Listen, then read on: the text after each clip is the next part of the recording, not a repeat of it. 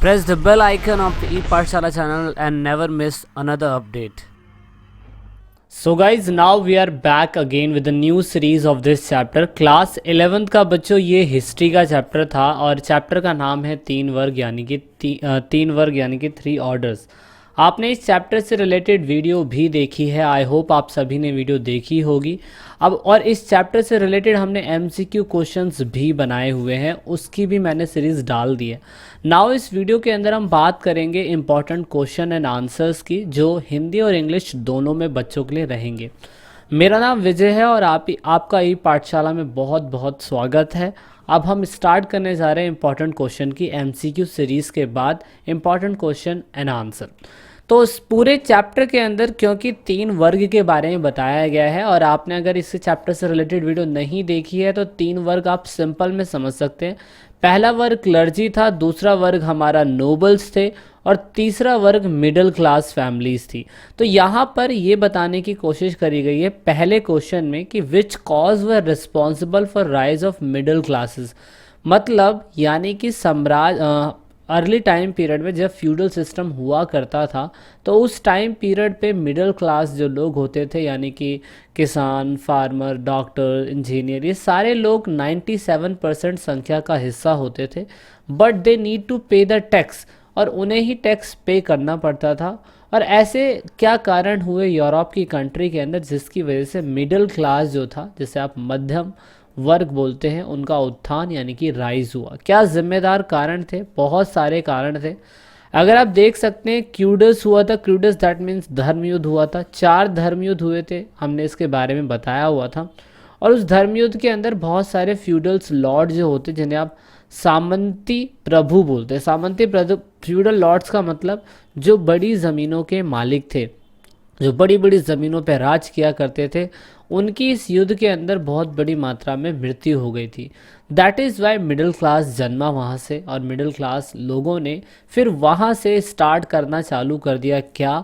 पूरी तरीके से जो कॉमर्स यानी कि वाणिज्य और साथ में ट्रेड यानी कि व्यापार। जो मिडिल क्लास फैमिली थे उसमें से व्यापारिक लोग यानी कि मर्चेंट लोग भी काफ़ी थे।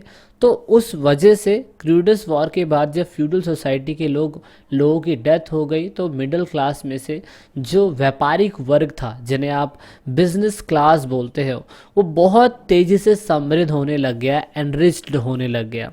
तो यहाँ पर हुआ यही कि बाद में जो अमीर व्यापारी थे, ये जो मिडिल क्लास फैमिली से ही निकले थे, उन्होंने बहुत बड़ी मात्रा में फिर बाद में जाके बड़े बड़े इलाकों के अंदर, शहरों के अंदर जो फ्यूडल सोसाइटीज़ होती थी उनको पूरी तरीके से कुचल दिया। इस वजह से मिडिल क्लास के लोगों ने नए शहर बनाए, नया व्यापार बनाया, शिक्षा के केंद्र बनाए, बिजनेस बनाए, और इसकी वजह से यहाँ पे अमीर व्यापारियों ने यानी कि मिडिल क्लास से निकले हुए लोगों ने फिर बाद में कला, शिक्षा, साहित्य, जिसे आप साइंस, लिटरेचर, एजुकेशन, इन सभी लोगों ने ऐसे संस्थानों का मैं कह सकता हूँ इम्प्रूवमेंट करने की कोशिश करी। देखो, समाज में जो बदलाव चाहते हैं ना लोग, वो मिडिल क्लास फैमिली के लोग ही चाहते हैं।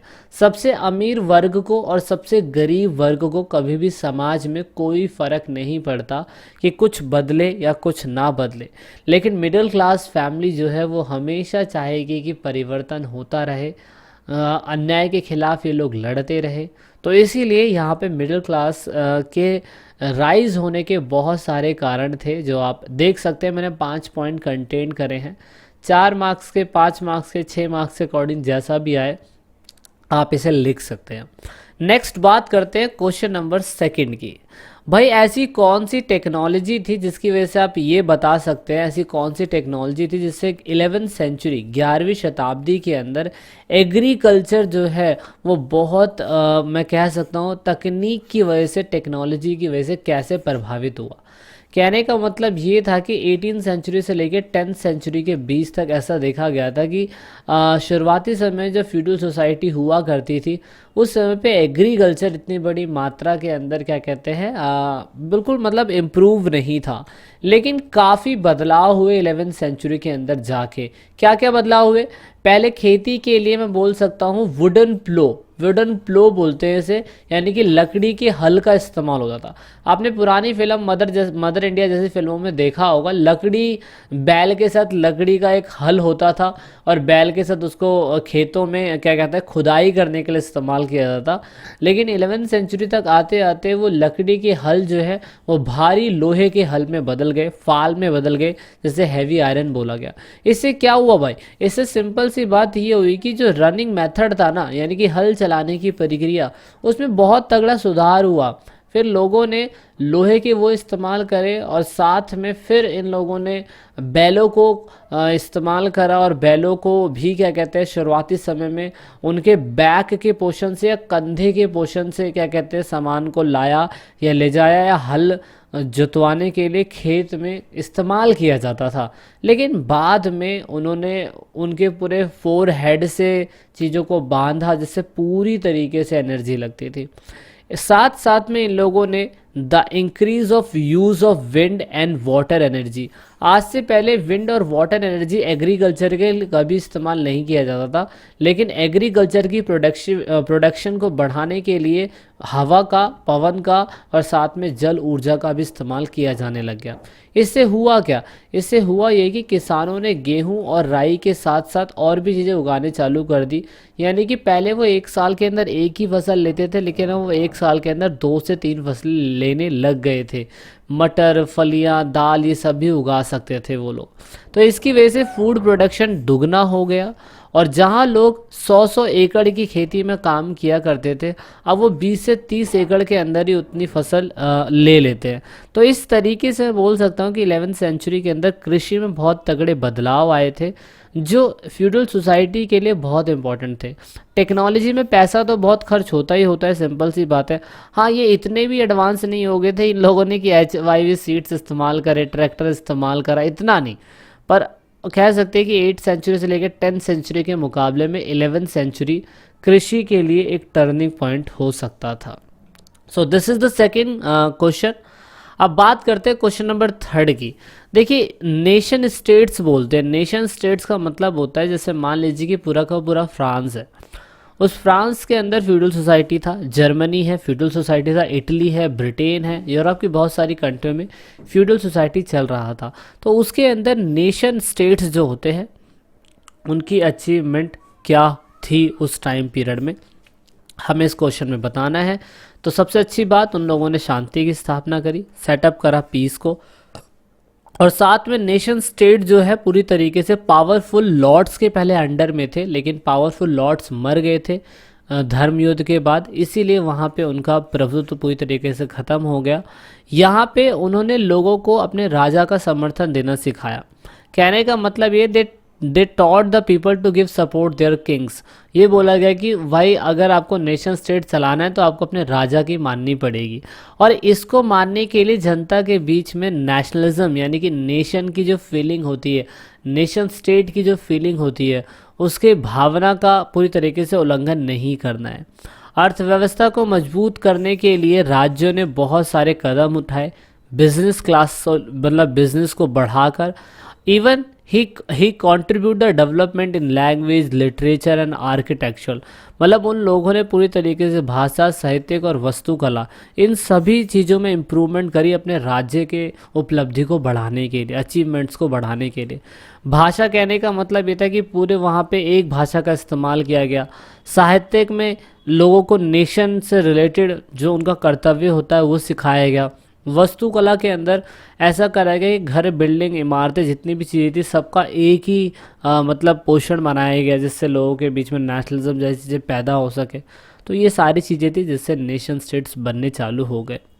क्वेश्चन नंबर 14 की बात, 4th की बात करेंगे। सॉरी, मैंने 14 बोल दिया।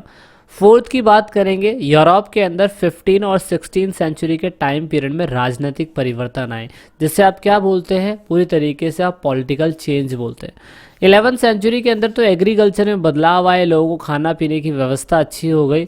इसी वजह से 15 और 16 सेंचुरी में जाके यूरोप के बहुत सारी कंट्री के अंदर, यूरोप एक कॉन्टिनेंट है और यूरोप की कॉन्टिनेंट के अंदर बहुत सारी कंट्री आती है, तो उन सारी कंट्रियों में पॉलिटिकल चेंजेस देखने को मिले 15 टू 16 सेंचुरी में, तो उस पर चर्चा करनी है, आपको बतानी है क्या थे वो। तो आप सबसे इम्पोर्टेंट देख सकते हैं, राजाओं ने 15 और 16 सेंचुरी में अपने सेनाओं के साथ साथ अपने फाइनेंशियल पावर को भी अच्छा किया। सबसे इम्पॉर्टेंट चीज़, क्योंकि अगर आप फाइनेंशियली मजबूत नहीं होंगे तो आप राज्य को नहीं चला सकते, है ना। They created powerful new states, उन्होंने नए राज्य, नए शक्तिशाली राज्य बनाने की कोशिश करी, जैसे कि उनकी घेरेबंदी कर देना, साथ में उनका प्रोटेक्शन बढ़ा देना। तो ये सारी चीज़ें उन लोगों ने आर्थिक परिवर्तन करने की कोशिश करी, साथ में अपने ही स्टेट्स के अंदर 15-16 सेंचुरी के अंदर एक पूरी तरीके से ऑर्गेनाइज और परमानेंट आर्मी बनाई, और साथ में ब्यूरोक्रेसी बनाई, और पूरे नेशन में एक टैक्सेशन सिस्टम जो था वो शुरू करा गया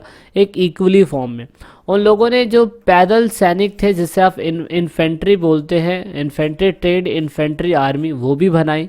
इवन उन लोगों ने उन आर्मियों को बंदूक से पूरी तरीके से लेस कर दिया, और इन लोगों ने फिर बाद में तोप खाने जो होते हैं, जिसे आप आर्टिलरी इलाके बोलते हैं, उसको सीज करना चालू कर दिया, दैट मीन्स कंट्रोल करना चालू कर दिया। इस तरीके से राजनीतिक परिवर्तन देखे गए वहाँ पर, बहुत बड़ी मात्रा के अंदर लोगों ने अपने राज्य की सुरक्षा करने लग गए। सो नेक्स्ट क्वेश्चन की बात करेंगे, क्वेश्चन नंबर 5 की। यहाँ पर 14 सेंचुरी के अंदर अंदर आपको ये बताना है कि यूरोप के अंदर जो आर्थिक इकोनॉमिक प्रोग्रेस हुई थी, वो किस प्रकार की इकोनॉमिक प्रोग्रेस हमें देखने को मिली थी, और वो जो प्रोग्रेस थी वो बहुत स्लो क्यों थी 14 सेंचुरी के अंदर। तो आप देख सकते हो वो इसीलिए 14 सेंचुरी के अंदर आर्थिक बदलाव इसलिए स्लो थे, क्योंकि 13 सेंचुरी के अंदर देख सकते हैं यूरोप में बहुत बड़ी मात्रा के अंदर बहुत ठंडी पड़ी थी। वहाँ पर जो बेचारे फार्म थे वो पूरी तरीके से तूफान और साथ में जो स्ट्रोम्स थे, ओशन फ्लड्स थे, उनकी वजह से ख़राब हो गए थे, इसलिए 14 सेंचुरी के अंदर इकोनॉमिक डेवलपमेंट इतना अच्छा नहीं हुआ। साथ में वहाँ पे जो मैं बोल सकता हूँ कैटल्स को क्या कहते हैं, खाने के लिए जो जगहें होती है वो कम पड़ गई थी।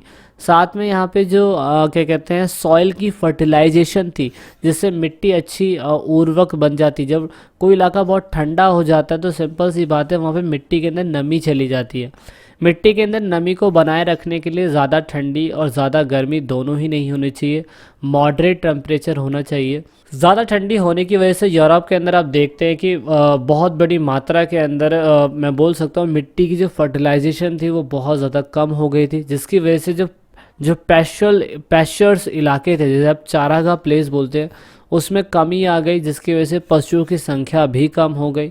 चारागाह की कमी हुई तो पशुओं की संख्या कम हो गई, जनसंख्या बहुत तेज़ी से कम होने लग गई, और यहाँ पे जो मेटल करेंसी थी उसमें व्यापार बहुत ज़्यादा इफ़ेक्ट हो गया। तो कहने का मतलब इकोनॉमिक इफ़ेक्ट 14 सेंचुरी के अंदर बहुत बुरा हुआ, जिसे 14वीं शताब्दी का संकट भी बोला जाता है। इसे 14 सेंचुरी क्राइसिस के नाम से भी जाना जाता है। बुक के अंदर आपकी किताब में इसके ऊपर अलग से डिस्कशन दिया गया है वीडियो के अंदर, आप वो वाला पार्ट भी पढ़ सकते हैं अगर आपने वो पार्ट नहीं पढ़ा है। ये वो है कि 14 सेंचुरी के अंदर किस तरीके से इकोनॉमिक ग्रोथ बहुत स्लो हुई थी। हिंदी और इंग्लिश दोनों में है, आसान लैंग्वेज में है। 7 पॉइंट लिखे हुए हैं, यही पॉइंट अगर आप पेपर में लिख देंगे तो आप रॉक कर देंगे। अगर आप हमारे चैनल पे नए हैं तो सब्सक्राइब ज़रूर करिएगा, ताकि आपको ऐसी इंटरेस्टिंग वीडियोस मिलती रहे और साथ में आप पेपर में झंडे गाड़ते रहें। ओके, नेक्स्ट क्वेश्चन की बात करते हैं, क्वेश्चन नंबर 6 की। ये है पूरी तरीके से what is the political importance of feudal system. पूरे चैप्टर के अंदर फ्यूडल सिस्टम यानी कि सामंतवादी व्यवस्था है। अब सामंतवादी व्यवस्था अगर है तो उसका राजनीतिक महत्व क्या है, यानी कि आप बोल सकते हैं कि राजनीतिक महत्व मतलब पॉलिटिकल इम्पोर्टेंस उसका है क्या। अब पॉलिटिकल इम्पोर्टेंस बताना है हमें कि राजनीतिक महत्व क्या है, तो भाई देख सकते हो सिंपल सी बात है। अगर अर्ली सोसाइटी 3 वर्ग में डिवाइड थी और उसमें से नोबल्स लोग फ्यूडल सोसाइटी का सबसे बड़ा हिस्सा होते थे, तो उस टाइम पे भी तो बहुत सोच समझ के सिस्टम को बनाया गया होगा, है ना। तो महत्व क्या था, सबसे इम्पोर्टेंट चीज़ कि नोबल्स पूरी तरीके से प्रोटेक्शन कर सकते थे अपने लोगों का। यानी कि नोबल्स के अंडर में जितने भी फार्मर्स होते थे, नोबल्स के अंडर में जितने भी योद्धा वर्ग होते थे जिन्हें आप नाइट्स बोलते हैं, या नोबल्स के अंदर जितने भी लोग होते थे, उनका प्रोटेक्शन करने का अधिकार उस समय पे नोबल सोसाइटी यानी कि रईसों का यानी कि लॉर्ड्स का होता था। और इवन उनका इतना भी काम होता था कि they maintain the peace and harmony in their region. वो पूरी तरीके से अपने क्षेत्र के अंदर शांति और सद्भाव को बनाए रख सकते हैं। देखिए वो आपसी लोगों के बीच में ना सहयोग और समझ को बढ़ाने में मदद करते हैं और इसे वेजले सिस्टम कहा गया था, अगर आपको अच्छी तरीके से पता हो। अब यहाँ पे क्योंकि सामंतवादी व्यवस्था थी तो इसीलिए उनके अपने खुद के क्या कहते हैं मेनोरियल सिस्टम हुआ करते थे, जहाँ पे पूरी तरीके से जो उनका इकोनॉमिक प्रोविजंस होता था वो उसे बनाए रखता था। राजनीतिक महत्व में ये होता था कि कोई भी आम व्यक्ति जो होता था डायरेक्टली राजा से अपनी दरख्वास्त नहीं कर सकता था, लेकिन वो अपने सामंतों से यानी कि अपने खुद के लॉर्ड से दरख्वास्त कर सकता था। इसको आप आसानी से और सिंपल शब्दों में कुछ ऐसा समझ सकते हैं कि 3 वर्ग में से जो नॉर्मल मिडिल क्लास फैमिली थी, अगर उसको किसी काम काज के लिए जाना पड़ता था तो वो अपने से ऊपर नोबल क्लास से दरख्वास्त कर सकता था, वो डायरेक्टली किंग के पास नहीं जा सकता। जैसे एग्जांपल के लिए आप देख सकते हैं कि इंडिया के अंदर अभी आपको कोई कंप्लेन करनी है तो आप डायरेक्टली पीएम को जाके कंप्लेन नहीं करोगे, क्योंकि वो सुप्रीम है पूरे देश का, आप डायरेक्टली उन्हें कंप्लेन नहीं कर सकते, है ना। तो ऐसा इसमें भी था कि सामंतवादी व्यवस्था का राजनीतिक फ़ायदा यही था कि सामंतवादी व्यवस्था में जो व्यक्ति होते थे वो अपने इलाके की प्रोटेक्शन अच्छे तरीके से करते थे। अब क्वेश्चन नंबर बात कर लेते हैं 7th की। इसके अंदर पूछा बस ये वर्ड डिफाइंड करना है आपको कि साधु यानी कि मंक, गिरजाघर यानी कि कैथेड्रल टाउन्स, और सर्फ मतलब एक तरीके के बंधुआ मजदूर। तो उनको बताना है कि ये क्या है, इसकी फुल फॉर्म क्या है ना। सबसे पहले सर्फ की बात कर लेते हैं। ये होते क्या है, देखो Surf occupied a different place in the medieval Europe. He did a lot for the development of agriculture. They cultivated lands plot that belonged to the owners. मतलब एक तरीके के ऐसे गुलाम होते थे जिन्होंने एग्रीकल्चर के अंदर मैं बोल सकता हूँ मिड 19th सेंचुरी में मिडीवल टाइम पीरियड में उन्होंने एग्रीकल्चर के डेवलपमेंट में अपना बहुत ज़्यादा योगदान दिया। उन लोगों ने सारे टाइम्स जो प्लॉट होते थे, मतलब जो प्लॉट समझते हैं ना, ज़मीन का हिस्सा जो होता था, उस ज़मीन के हिस्से को पूरी तरीके से कल्टीवेट करने के लिए इनकी ही जिम्मेदारी होती थी। इसलिए ये लोग बहुत इंपॉर्टेंट हुआ करते थे। मंक्स, देखिए मंक्स एक ऐसा ग्रुप था जो कहीं ना कहीं मैं बोल सकता हूँ बिशप्स लोगों से या क्लर्जी लोगों से बिल्कुल अलग था। इनका संबंध धर्म से बहुत ज़्यादा गहरा था। ये पूरी तरीके से आबी या मठ के अंदर रहते थे। ये अपना ज़्यादातर समय प्रार्थना में, ध्यान में और अध्ययन में बिताया करते थे। जबकि मंक्स में से एक और ग्रुप होता था जिसे आप फयार ग्रुप बोलते हैं। फयार ग्रुप इनसे अलग था, बिशप्स इनसे अलग थे, क्लर्जी इनसे अलग थे, लेकिन मंक्स अलग ही थे। अब बात कर लेते हैं कैथेड्रल के बारे में। कैथेड्रल एक तरीके का चर्च हुआ करता था जिसे आप बड़ा चर्च बोलते हैं। फ्रांस में ऐसे चर्चों का निर्माण किया गया था। इनका डिज़ाइन ऐसे किया गया था कि वहाँ पे कोई भी प्रीस्ट, कोई भी पुजारी अगर कोई भी प्रार्थना सुन रहा है तो उसकी आवाज़ पूरे हॉल में सभी लोगों के पास जा सके। उनकी स्टेज ऐसी बनाई जाती थी। तो इस तरीके से कैथेड्रल टाउन बहुत ही ज़्यादा इम्पॉर्टेंट हुआ करते थे। इसके ऊपर हमने वीडियो के अंदर काफ़ी अच्छे तरीके से डिस्कशन किया हुआ है आप सभी के साथ, आप उसे भी देख सकते हैं। अगर आप हमारे चैनल पे नए हैं तो सब्सक्राइब ज़रूर करिएगा ताकि आपको सारी नोटिफिकेशन मिलती रहे। अभी तक आपको हमारी वीडियो कैसी लगी उसका रिस्पांस आपके एक लाइक से, आपके एक डिसलाइक से हमें पता चल जाएगा। तो वो ज़रूर करते रहा करिए ताकि हमें पता चले कि बच्चों का कितना अटेंशन है इन वीडियोस पे। क्वेश्चन नंबर 8 की बात करेंगे अब हम। अब यहाँ पे ये बोला गया है कि मिडिवल यूरोप के अंदर जो सिटीज़ का डेवलपमेंट हुआ था उसके डेवलपमेंट का कारण क्या था। मतलब फोर्थ ऑर्डर जब क्रिएट हुआ था तो आप देखते हैं सिटीज़, बहुत सारे शहरों का निर्माण होना चालू हो गया था। और जब बहुत सारे शहरों का निर्माण होना चालू हुआ तो डेवलपमेंट तो हुआ ही हुआ। और अगर अब डेवलपमेंट हुआ तो भाई उसके कारण क्या थे। सबसे इम्पॉर्टेंट चीज़ यहाँ पे फ्यूडल सिस्टम का उदय हो रहा था, है ना। ये तो आपने पढ़ा ही था, फ्यूडल सिस्टम का उदय हो रहा था। और आप ये देख सकते हैं कि जब फ्यूडल सिस्टम का उदय हो रहा था तो उस टाइम पीरियड पे बाद में जाके सामंतवादी व्यवस्था जो धीरे धीरे गिरने लग गई थी और व्यापार में काफ़ी मात्रा में गिरावट होने लग गया था, जिसकी वजह से मध्य वर्ग यानी कि मिडिवल एज टाइम पीरियड आया और वहाँ पे फिर मिडिल क्लास पैदा होने लग गया और उन लोगों ने ही सिटीज़ का निर्माण करा।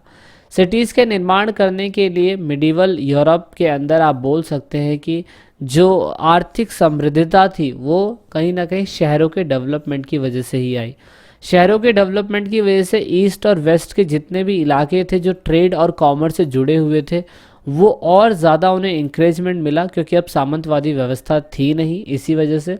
और यहाँ पे फिर बाद में जाके आर्ट और क्राफ्ट के सेंटर्स इस्टेब्लिश करे गए सिटीज़ के सभी अलग अलग इलाकों के अंदर, जिसकी वजह से शहर बहुत तेज़ी से डेवलप होने लग गए और एक शहर दूसरे शहर से बहुत तेज़ी से जुड़ने लग गया। इससे फ़ायदा ये हुआ कि दूसरे कंट्री के और दूसरे स्टेट्स का बिजनेस एक प्लेस से दूसरे प्लेस में सिमटने या बनने लग गया था, जस्ट लाइक अ ग्लोबलाइजेशन। तो इसलिए ये क्वेश्चन सभी इंपॉर्टेंट क्वेश्चन में से हो सकता है पेपर के पॉइंट ऑफ व्यू से, तो इसे ज़रूर लिख लीजिएगा। आप वीडियो देख रहे हैं तो हिंदी और इंग्लिश दोनों में लिखते चलिएगा। अगर आपको इसके अलावा भी और इम्पॉर्टेंट नोट्स चाहिए तो आपको वीडियो के डिस्क्रिप्शन में मिल जाएगा नोट्स। आपको मेरी रिकमेंडेशन ये है कि आप गाइड और सैम्पल पेपर ज़रूर परचेज़ करें। इसका वीडियो के अंदर मैंने डिस्क्रिप्शन में लिंक दे दिया है, क्योंकि भाई आपकी 11th क्लास से अच्छे नंबर से पास होना, तो अभी आपके पास समय है, आप मेहनत कर सकते हैं। क्वेश्चन नंबर 9 की बात कर रहे हैं हम लोग। अब यहाँ पे फ्यूडल सोसाइटी जो है, सामंतवादी व्यवस्था, उसकी कुछ विशेषता बतानी है। तो विशेषताओं में से ये विशेषता नंबर 1 है कि नोबल जो होते थे वो हमेशा वेजलेस रहते थे किंग के प्रति। दैट मीन्स नोबल्स, आप इसे ऐसे समझ सकते हैं कि नोबल्स सेकंड वर्ग होता था, वो हमेशा वफादार रहता था अपने राजाओं के प्रति। तो इसलिए पहला पॉइंट यही है। अब नोबल्स के अंडर में बहुत सारे फार्मर्स होते हैं, और जो फार्मर्स होते हैं, फ्यूडल सोसाइटी की विशेषता ये कि फार्मर्स हमेशा नोबल्स के प्रति वफादार रहते हैं। तो ये सबसे इम्पॉर्टेंट सिस्टम था। 2 पॉइंट तो ऐसे ही निकल जाते हैं। फिर यहाँ पे जो नोबल्स होते हैं वो अपने फार्मर्स की या अपने अंडर में रहने वाले लोगों की मदद करते हैं, और ये सबसे इम्पॉर्टेंट चीज़ें, मदद करना चाहिए उन्हें, है ना। और इसी सिस्टम को ही वेसल सिस्टम या वेजलेस सिस्टम कहा गया, जिसकी वजह से हर व्यक्ति अपने मास्टर्स की इज्जत करता था, जो अर्ली टाइम पीरियड में फ्यूडल सोसाइटी में देखा गया था। क्वेश्चन नंबर अब 10th की और लास्ट क्वेश्चन की बात कर रहे हैं। इसमें ये बताने की कोशिश करेगी कि explain how the European society was divided under the feudal system. अब फ्यूडल सिस्टम के अंदर सोसाइटी जो थी किस तरीके से डिवाइड थी। पूरी बुक के अंदर आपने प्रथम वर्ग, द्वितीय वर्ग और तृतीय वर्ग, यानी कि first order, second order, third order पढ़ा था। तो उसी को स्पष्ट करना है, उसी को बताना है कि यूरोप में 3 व्यवस्था थी। सबसे पहले फ्यूडल क्लास लोग थे। फ्यूडल क्लास वो लोग होते थे जिन्हें आप ड्यूक या अर्ल बोलते थे। ड्यूक या अर्ल का मतलब यही हो गया, ऐसे लोग जो बड़े बड़े ज़मीनों के मालिक हुआ करते थे, जिनके पास बड़ी बड़ी ज़मीनें होती थी, लेकिन ये किंग के अंडर में ही रहते थे। पीजेंट्स लोग वो हो गए जो सोसाइटी के सबसे बड़े हिस्सों में रहते थे, लेकिन पूरी तरीके से वो लोअर क्लास की कैटेगरी में आते थे। ये अलग अलग नंबर्स में, क्लासेस में डिवाइड थे, जैसे कि पीजेंट हो गए, गुलाम भी है, फ्री भी है, नौकर हो गए, सर्वेंट हो गए, है ना, छोटे मोटे क्राफ्ट पर्सन्स के लोग हो गए, और न्यू क्लास, ये न्यू क्लास वो था जिसे आप मिडिल क्लास बोलते हैं। बहुत सारे रीजंस की वजह से मिडिल क्लास डेवलप हुआ था, ये अभी आपने क्वेश्चन देख लिया है। और उन लोगों ने, पूरी तरीके से मिडिल क्लास के लोगों ने सिटीज़ यानी कि नए शहरों का आविष्कार करा, उद्योगों का आविष्कार करा, व्यापार का आविष्कार करा, और इन लोगों ने शहरों का निर्माण किया बाद में जाके। तो ये 3 तरीके की क्लास हमने पूरे चैप्टर के अंदर पढ़ी हुई है, लेकिन आपको फोकस इस पे भी करना है। जैसे आप पादरी वर्ग, जिसे आप क्लर्जी बोलते हैं, वो क्या था, उनका काम कैसा था, ये भी बताया गया है। उसके बाद दूसरा आता है अभिजात वर्ग। अभिजात वर्ग, तो ये जो वर्ग था इसे आप नोबल्स बोलते हैं, इनके बारे में भी हमने बुक में पढ़ा हुआ है। और तीसरा वर्ग जो था वो था साधारण लोग। साधारण लोगों के अंदर बहुत सारे लोग आते हैं, नॉर्मल लोगों के अंदर बहुत सारे लोग आते हैं, ठीक है। तो इस कैटेगरी के अंदर इतना ही है, इन क्वेश्चनों के अंदर इतना ही है। And I hope you got so much information from this video. भाइयों, एक लाइक ज़रूर बनता है। This is it in this video and let's meet in another video. तो लास्ट में दोस्तों, अगर आप वीडियो को देख रहे हैं और ई पाठशाला चैनल के आप सब्सक्राइबर हैं या नए सब्सक्राइबर हैं, तो ईट पाठशाला की टीम से आप सभी को यही रिक्वेस्ट है कि आप इन सभी वीडियो को अपने दोस्तों के साथ शेयर ज़रूर करें, और कोशिश करें कि आप दूसरों को शेयर करवाने के लिए बोलें, क्योंकि आप जितना वीडियो को शेयर करेंगे उतना ही हम और लोगों की मदद कर पाएंगे। क्योंकि पढ़ेगा इंडिया जब भी बढ़ेगा इंडिया, तो वीडियो के लास्ट में वीडियो को एंड तक देखने के लिए, चैनल को सपोर्ट करने के लिए बहुत बहुत धन्यवाद। जय हिंद, जय भारत।